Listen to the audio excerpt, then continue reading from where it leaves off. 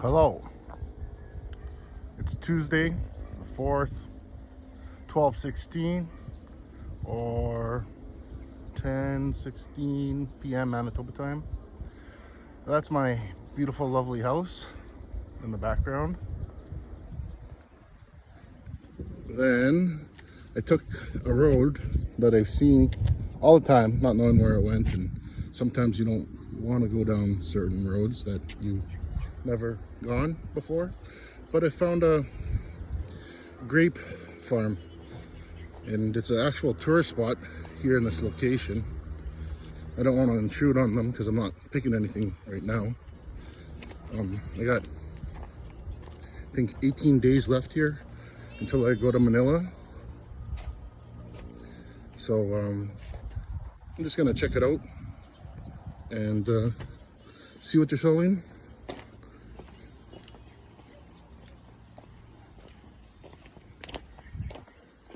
Hello. I'm just checking it out. It was you got a lot of nice stuff.